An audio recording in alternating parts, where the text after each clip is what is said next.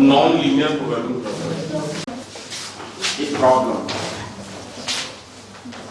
in the form of maximum z or minimum z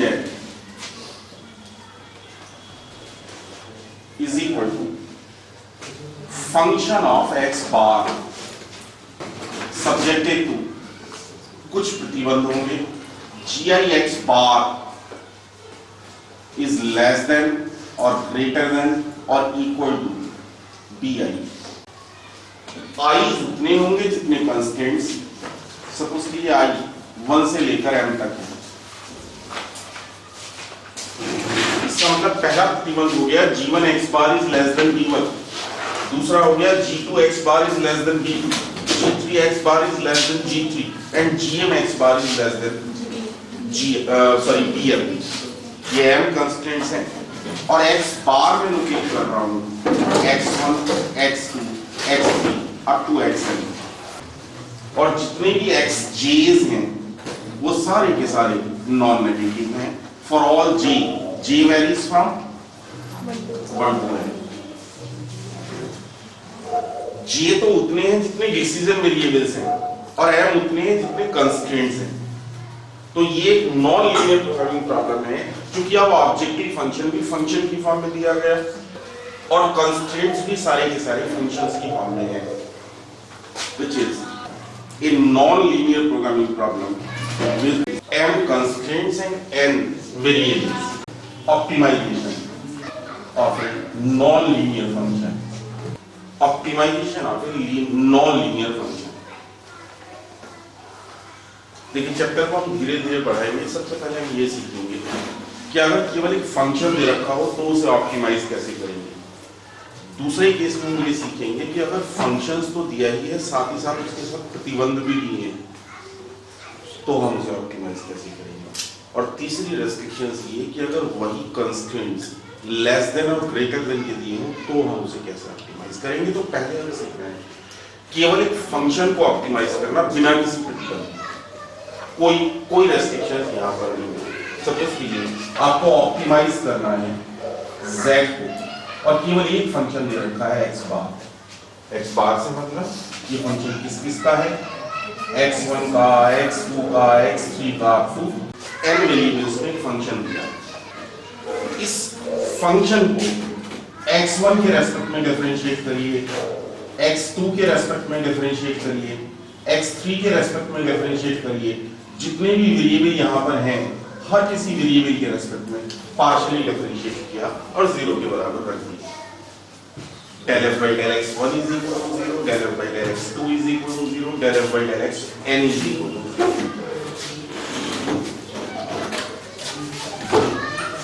in general इसको ऐसे भी कहा जा सकता है कि f को आपने xj के रेस्पेक्ट में डिफरेंशिएट कर दिया और 0 के बराबर रख दिया हर उस j के लिए जितने भी वेरिएबल्स हैं। जब फंक्शन को मैक्सिमाइज मिनिमाइज करते हो एक वेरिएबल में तो आप कहते हो कि अगर y मैक्सिमम मिनिमम होगा तो d1 by dx 0 होगा, क्योंकि हाईएस्ट या लोएस्ट पॉइंट पर खींची गई टेंजेंट x एक्सिस के पैरेलल आ जाती है। यही काम अगर दो वेरिएबल होते हैं तब आप दोनों वेरिएबल के रेस्पेक्ट में डिफरेंशिएट करते हो del f by del x is equal to 0, del f by del y is equal to 0। यही हमने जनरलाइज किया कि जितने भी वेरिएबल यहाँ पर हैं अगर हर वेरिएबल के रेस्पेक्ट में डिफरेंशिएट कर उसे 0 के बराबर रख दें तो हमें वो पॉइंट मिल जाएगा जहां पर फंक्शन या तो मैक्सिमम होगा या मिनिमम। अभी नहीं पता कि मैक्सिमम है कि मिनिमम, अभी तो जस्ट वो पॉइंट मिला है जहां पर फंक्शन या तो मैक्सिमम होगा या मिनिमम होगा। ऑन सॉल्विंग एनी इक्वेशंस, ये एनी इक्वेशंस बन जाएंगी ना हर किसी को 0 के बराबर रखने पर। स्टेशनरी पॉइंट, हम एक स्टेशनरी पॉइंट हो जाएगा। स्टेशनरी पॉइंट मींस वहां पर या तो फंक्शन मैक्सिमम होगा या मिनिमम होगा। भी ये नहीं पता है कि मैक्सिमम है कि मिनिमम, बस ये पता है कि उस जगह फंक्शन ऑप्टिमम होगा, या तो मैक्सिमम होगा या मिनिमम होगा। Hessian matrix hx is equal to aij of order n cross n, जहां aij is फंक्शन का डबल ऑर्डर डेरिवेटिव, पॉजिटिव है तो मिनिमम और नेगेटिव है तो मैक्सिमम। मैक्सिमम है कि मिनिमम है ये हमें सेकंड ऑर्डर डेरिवेटिव बताता था, यहाँ भी हम सेकंड ऑर्डर डेरिवेटिव निकाल रहे हैं, एक बार एक्स आई वेरिएबल के रेस्पेक्ट में डिफरेंशियल, एक बार एक्स जी के रेस्पेक्ट में, del two F by del x i del x g. अगर हम कहेंगे a11 मींस पहले वेरिएबल के रेस्पेक्ट में दो बार डिफरेंशियल, a12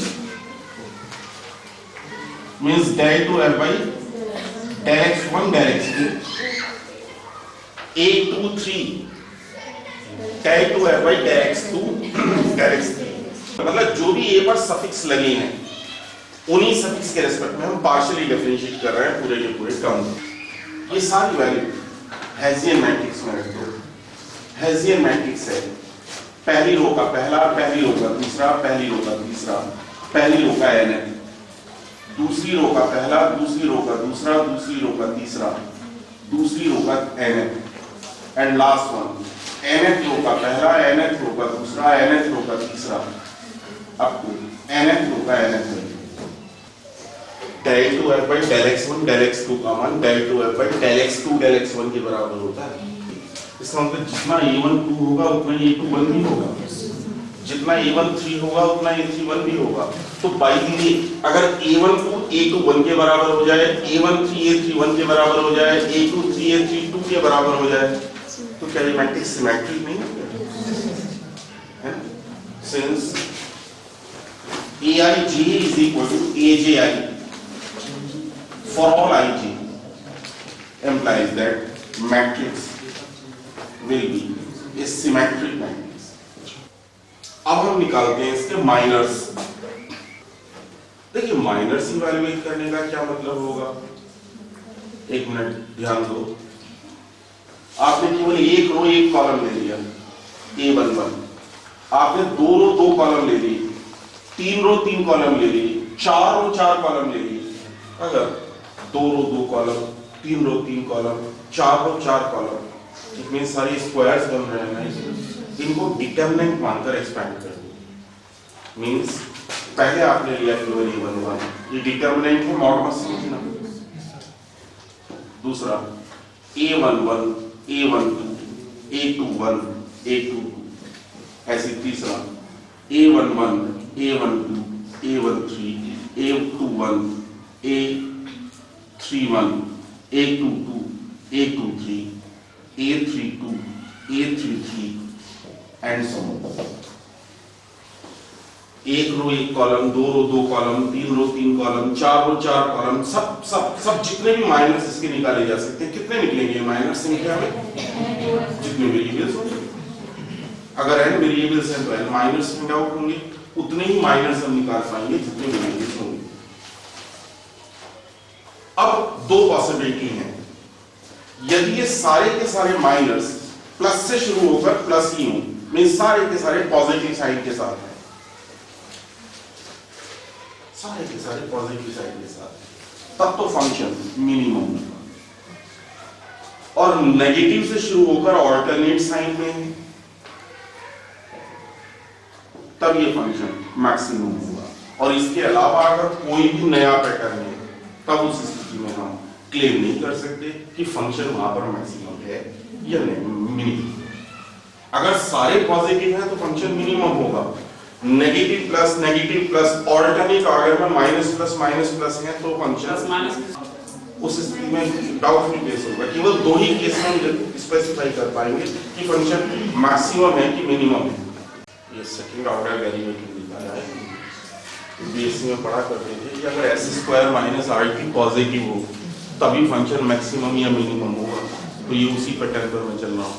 अगर सारे टर्म्स प्लस के हैं तब फंक्शन मिनिमम होगा, और नेगेटिव प्लस माइनस से शुरू कर ऑल्टरनेट साइन के साथ हो तो फंक्शन मैक्सिमम होगा। और इसके अलावा अगर कोई भी पैटर्न आ रहा है, माइनस से शुरू होकर प्लस से शुरू होकर प्लस माइनस आएगा, तभी भी बीच में कोई पॉजिटिव फिर नेगेटिव फिर पॉजिटिव, मींस कोई भी नया पैटर्न आए दो पैटर्न के अलावा, उस स्थिति में हम ये क्लेम नहीं कर सकते कि फंक्शन मैक्सिमम है या मिनिमम। से ऑप्टिमम जाएगी 2x1 square minus 24x1, 2x2 square minus 8x2 plus 2x3 square minus 12x3 plus 200। आपको इसे ऑप्टिमाइज करना है। ऑप्टिमाइज मींस आपको बताना है कि वैल्यू पॉजिटिव होगी कि नेगेटिव होगी, सॉरी मैक्सिमम होगा कि मिनिमम होगा, और साथ ही साथ मैक्सिमम मिनिमम में से इस फंक्शन की मिनिमम या मैक्सिमम वैल्यू क्या होगी। आपने इस फंक्शन को मान लिया, से ये फंक्शन f ऑफ x बार है। कितने वेरिएबल हैं यहाँ पर? 3। तो हेसियन मैट्रिक्स भी 3/3 का बनेगा। 3 वेरिएबल है तो हेसियन मैट्रिक्स भी 3/3 का बनेगा, और 3 ही माइनर है। स्टेशनरी पॉइंट,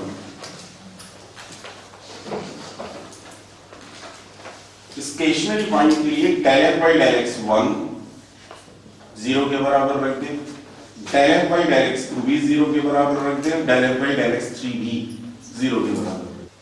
हर किसी के रिस्पेक्ट में पार्शियली डिफरेंशिएट करता है उसे 0। जब del f by del x 1 को 0 रखेंगे, रख दो 0, x1 के रिस्पेक्ट में 4x1 माइनस 24 बस इतना ही आएगा, उसे 0 के बराबर रखा, that is x1 is equal to 0।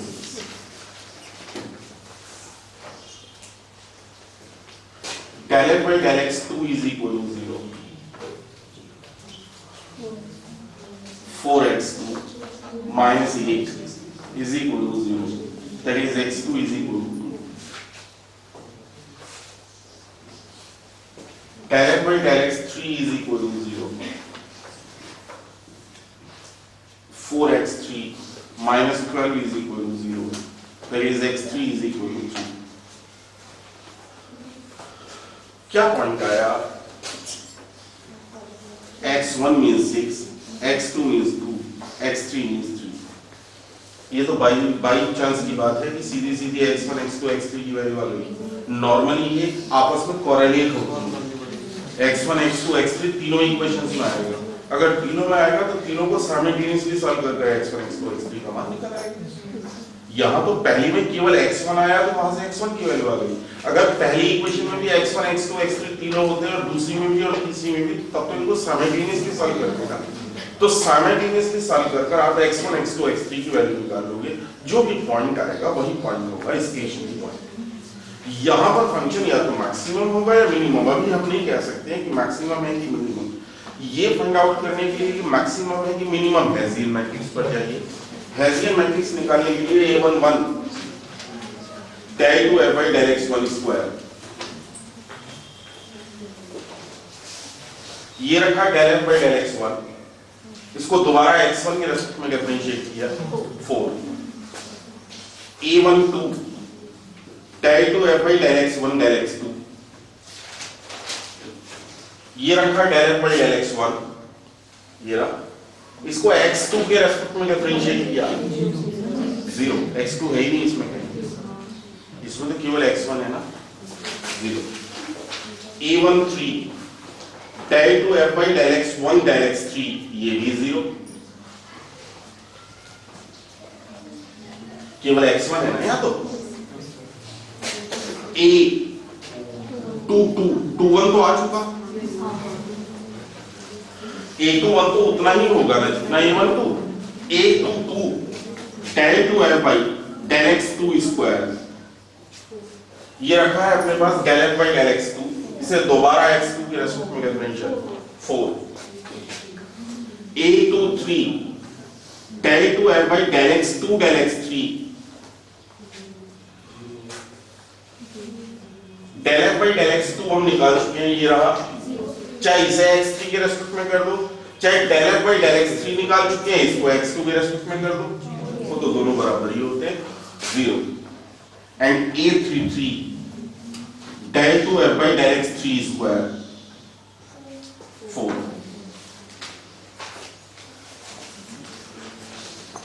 Hessian matrix.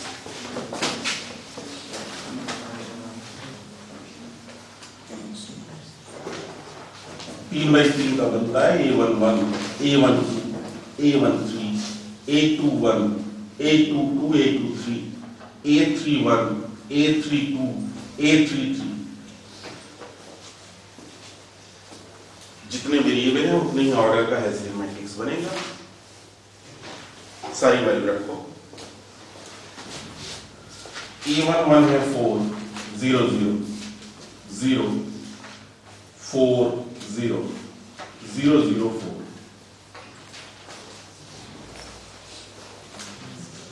इसके माइनस निकालिए। पहला माइनस 4, दूसरा माइनस 4 0 0 4, तीसरा माइनस 4 0 0 0 4 0 0 0 4। ये डिटरमिनेंट है। मैं बार बार आपसे कह रहा हूं मॉडल में समझ लेना है। जानते हो क्यों कह रहा हूं? अगर पहला टर्म माइनस का 4 होता इसके अंदर तो आप तुरंत ये कह देते कि ये मॉड है। मॉड नहीं है, ये डिटरमिनेंट है। अगर -4 होगा तो -4 ही होगा। इसकी वैल्यू पहली 4, दूसरे की 16 और तीसरे की 16।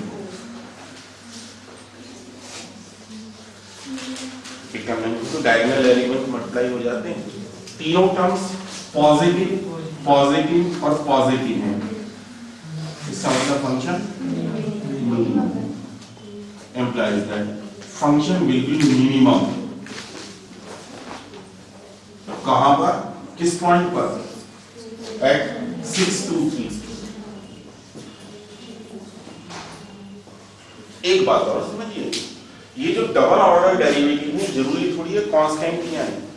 अगर यही x1 क्यूब रहा होता तो एक बार डिफरेंशिएट करते तो 3x1 स्क्वायर आता, अगली बार करते तो 6x1 आता। तो ये second order derivative x1 x2 x3 ये टर्म्स में भी तो आ सकते हैं। तब उस स्थिति में आप x1 x2 x3 ये वैल्यू रखो। जिस पॉइंट पर आप डेरिवेटिव फाइंड आउट कर रहे हो आपको तो वहां से मतलब है। ये तो बाय चांस की बात है कि सेकंड ऑर्डर डेरिवेटिव में वेरिएबल आए ही नहीं।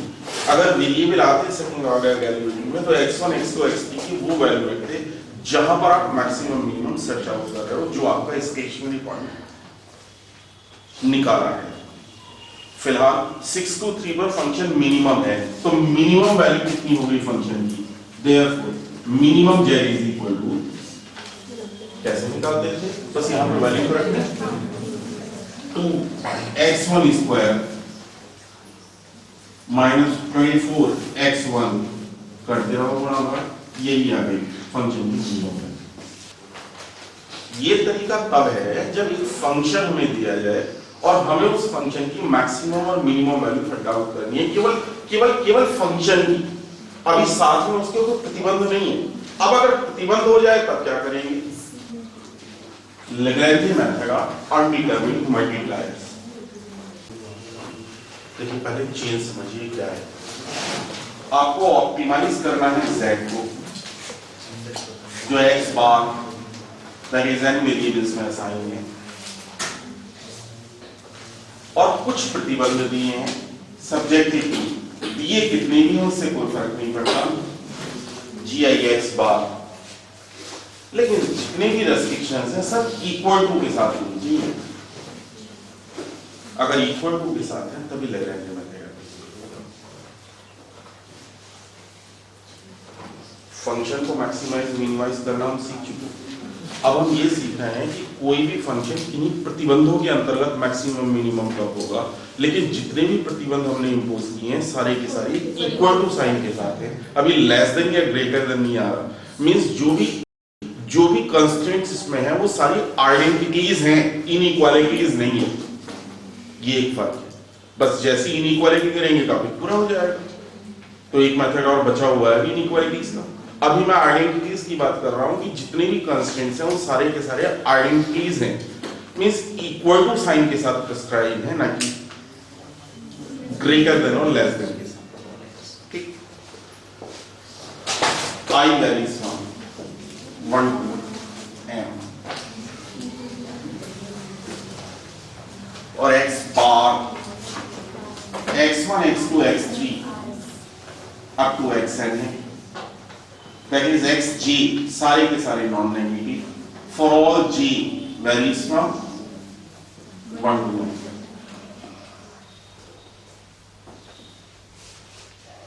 वेरिएबल्स की संख्या है n और कंस्ट्रेंट्स की संख्या है m। Construct Lagrange function.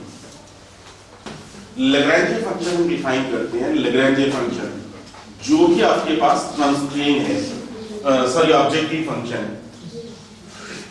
F of x bar. देखिए एक मिनट सुनना पड़ेगा, ये कितने कंस्टेंट्स हैं संख्या में? पहला कौन?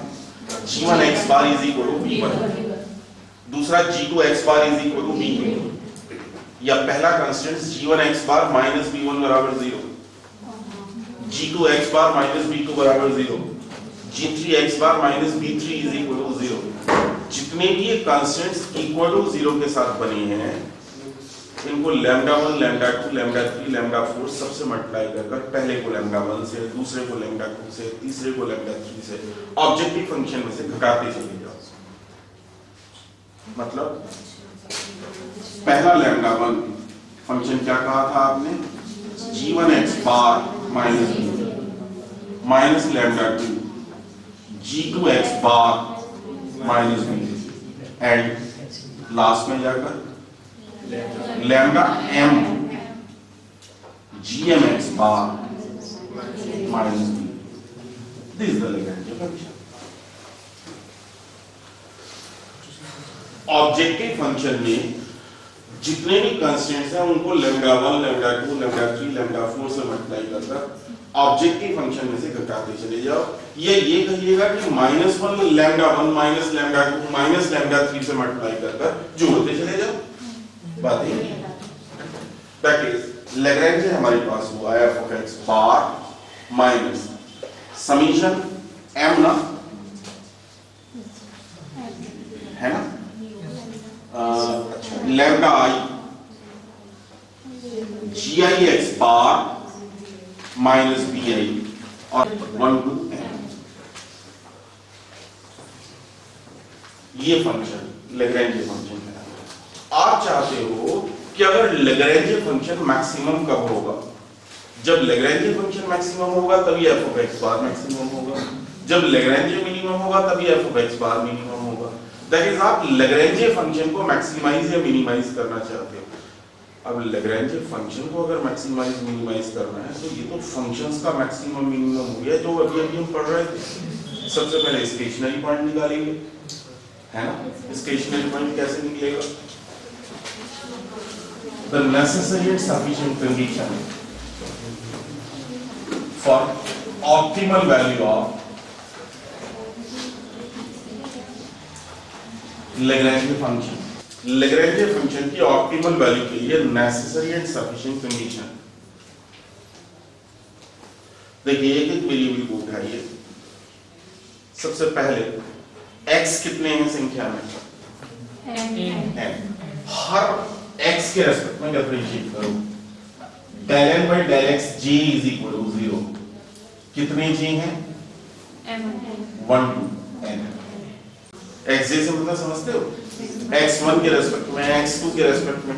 देखो ध्यान दो, जब मैं x1 के रेस्पेक्ट में डिफरेंशिएट करूंगा तो इसका भी होगा, x बार के अंदर तो x1 भी है, इसका भी होगा ना होगा। x बार के अंदर तो x1, x2, x3 सारे ही हैं। दैट इज हर g का होगा और हर f का होगा। जरा डिफरेंशिएट करो क्या है? इंप्लाइज दैट पहले तो f का होगा del f by del x g और हर किसी का होगा, इसका मतलब समीशन के अंदर करो minus i from 1 to n minus i from 1 to m lambda i del gi by del x g। और कितनी बनेंगी ये इक्वेशंस? ये उतनी इक्वेशंस होंगी जितने j's होंगे और j होंगे 1 to n। इक्वेशन नंबर 1 ना n का हर किसी लैम्डा i के रेस्पेक्ट में डिफरेंशिएट।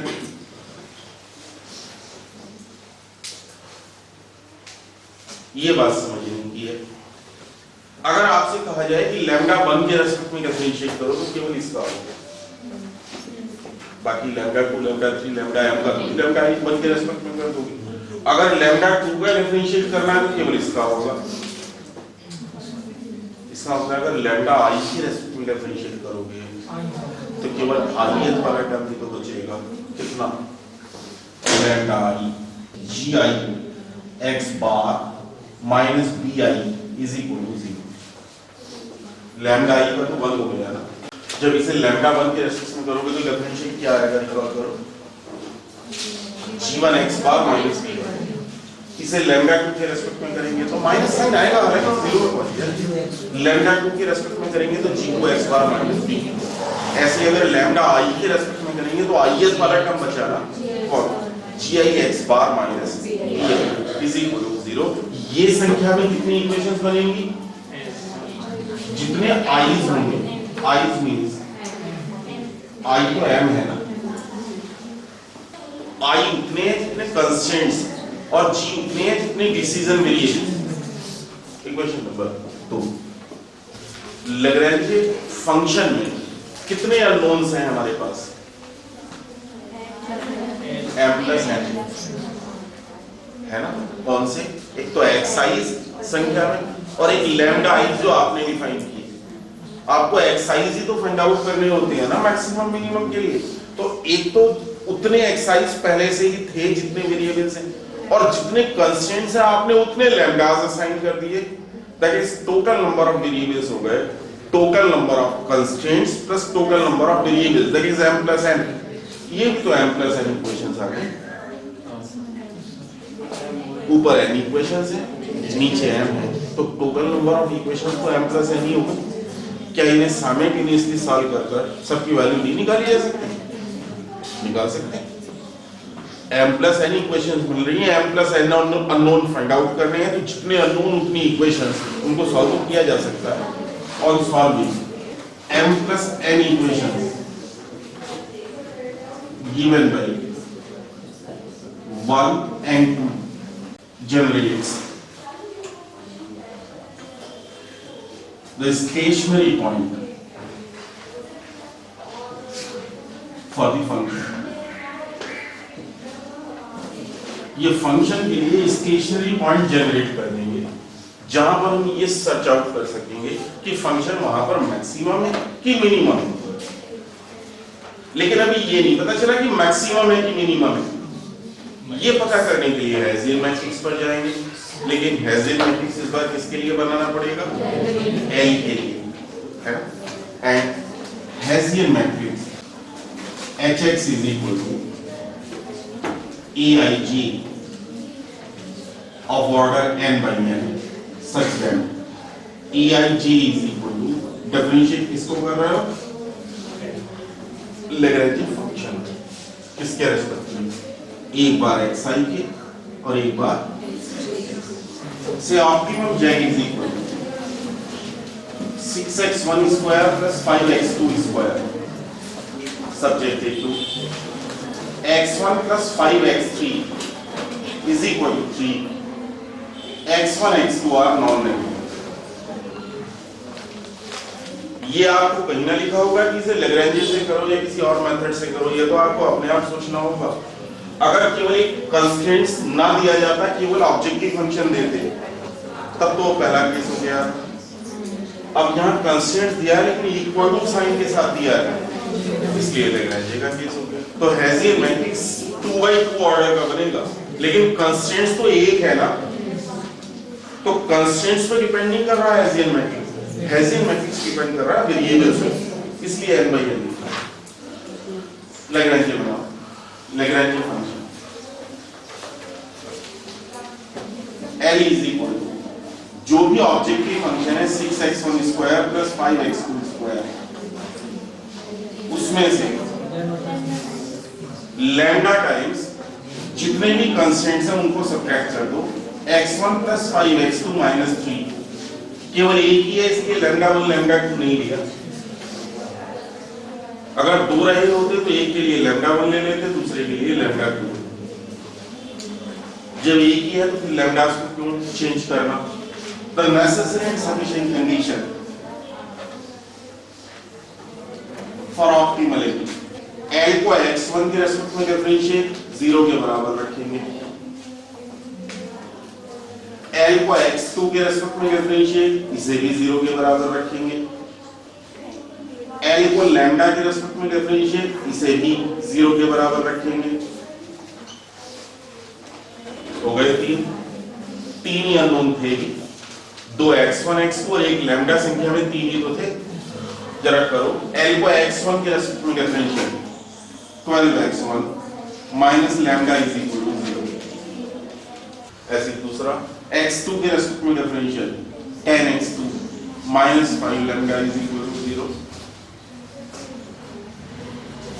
लैम्डा के रेस्पेक्ट में देखिए, ये मैं आपसे कह रहा था, जब लैम्डा के रेस्पेक्ट में डिफरेंशिएट करोगे तो इस पूरे का कांस्टेंट हो गया ना, तो लैम्डा के रेस्पेक्ट में डिफरेंशिएट करके तो पता चला कंस्ट्रेंट ही वापस आ गया, ये कंस्ट्रेंट ही तो वापस आ जाएगा, इसीलिए हम कंस्ट्रेंट वापस ले आए।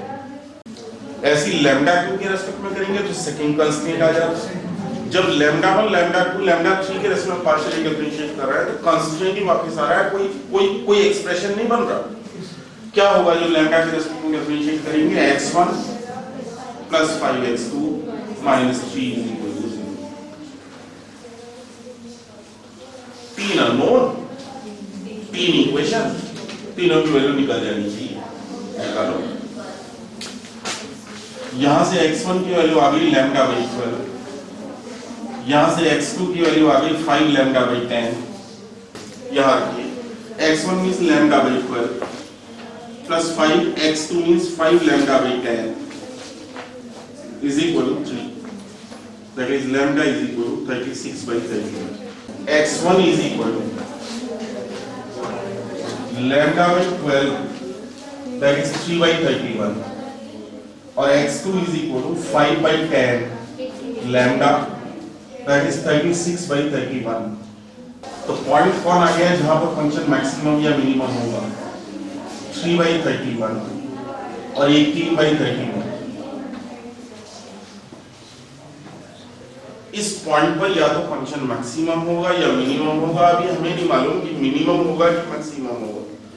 इसके लिए हेसियन मैट्रिक्स पर गए, E11 del two L by del x1 square, del L by del x1 तो निकाल ही रखा है, ये रखा तो है, इसे दोबारा x1 के रेस्पेक्ट में करें, E12 del two L by del x1 del x2 0, A22 del two L by del x2 square 10, that is A11 A12 A21 A22, A12 A21 के बराबर होगा, इसलिए निकालेंगे 12 0 0 10, इसके माइनस निकालिए, पहला माइनर तो आएगा 12 और दूसरा माइनर आएगा 12 0 0 10, दैट इज बोथ 12 और 1 दोनों पॉजिटिव फंक्शन। इसका ये मतलब हुआ कि फंक्शन 3 by 31 और 18 by 31 पर मिनिमम वैल्यू। अगर ये भी कहा जाए कि मिनिमम वैल्यू कितनी होगी तो उठा के फंक्शन में रख नहीं सकते, लेकिन अगर जस्ट ये पता करना हो कि कहां पर होगा मिनिमम, तो इस पॉइंट पर मिनिमम होगा, निकालना चाहो वैल्यू निकल भी सकती है। देयरफॉर मिनिमम z बराबर फंक्शन में वैल्यू रख दो बस, 6x1 square that is 3 by 31 का square plus 5x2 square that is 18 upon 31 का स्क्वायर, यही है फंक्शन की minimum value. Optimum z is equal to x1 square plus x2 square plus x3 square subject to x1 plus x2 plus 3x3 is equal to 5x1 plus 2x2 plus x3 is equal to 5। x1 x2 x3 are non negative, constraints 2 हो गए बस, variable अभी भी 3 है, तो इसका मतलब इस बार हेसियन 3 by 3 का बनेगा। पहले लैग्रेंज लिखना है, Lagrange x1 square plus x2 square plus x3 square minus lambda 1 times पहला constant x1 plus x2 plus x3 plus 3x3 minus lambda 2 times second constant 5x1 plus 2x2 plus x3 minus 5। Necessary sufficient condition for optimality, L को x1 के respect में differentiate 0 के बराबर रखा, तो 2x1 minus lambda 1 minus 5 lambda 2 is equal to 0। del L by del x2 is equal to 0. 2x2 minus lambda 1 minus 2 lambda 2 is equal to 0. Del L by del x3 is equal to 0. x3 के respect में 2x3 minus 3 lambda 1 minus lambda 2 is equal to 0. lambda 1 के respect में definition del L by del lambda 1 is equal to 0. पहला constant आ जाएगा और del L by del lambda 2 is equal to 0 कहती दूसरा constant आ जाएगा। कंस्टेंट्स तो वापस आ जाने हैं। ये पहला कंस्टेंट आ गया x1 plus x2 plus 3x3 minus 2 is equal to 0 और यूं ही del L by del lambda 2 is equal to 0 निकालेंगे। So 5x1 plus 2x2 plus x3 minus 5 is equal to 0। 5 unknown है, 5 इक्वेशन से निकल तो जाएंगी ही।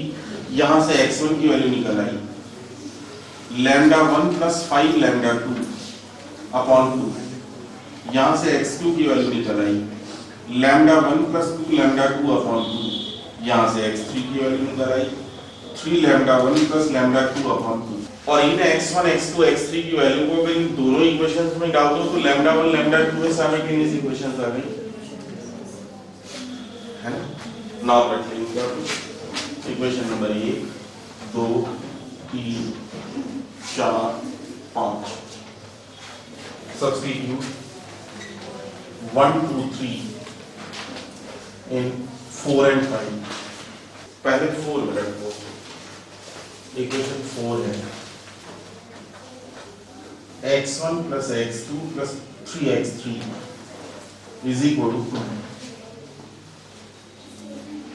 x1 means lambda 1 plus 5 lambda 2 upon 2 plus x2 means lambda 1 plus 2 lambda 2 upon 2 plus 3x3 means 3 lambda 1 plus lambda 2 upon 2 is equal to 2। ये पहला relation आ गया। यूं ही equation number 5 से 5x1 plus 2x2 plus x3 is equal to 5। 5x1 lambda 1 plus 5 lambda 2 upon 2 2x2 lambda 1 plus 2 lambda 2 upon 2 x3 3 lambda 1 plus lambda 2 upon 2 is equal to 5। That means lambda 1 plus 3 lambda 2 is equal to 1। Equation number 6 और 7 को solve करो। On solving 6 and 7 तो lambda 2 is equal to 7 by 23 and lambda 1 is equal to 1 minus 21 upon 23, that is 2 upon 23। Therefore x1 is equal to 13 upon 46। अब hessian matrix find out करो। अभी तो point आया है ना, मैक्सिमम मिनिमम को search out करने से रह गया। del to L by del x1 square 2 0 0 0 2 0 0 0। इसके माइनस पहला माइनर आएगा 2, दूसरा आएगा 4, तीसरा आएगा 1, है ना। तीनों पॉजिटिव, इसका मतलब फंक्शन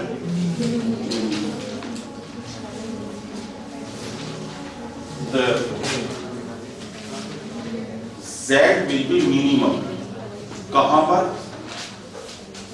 किस पॉइंट पर, at 37 by 46 8 upon 23 और 13 upon।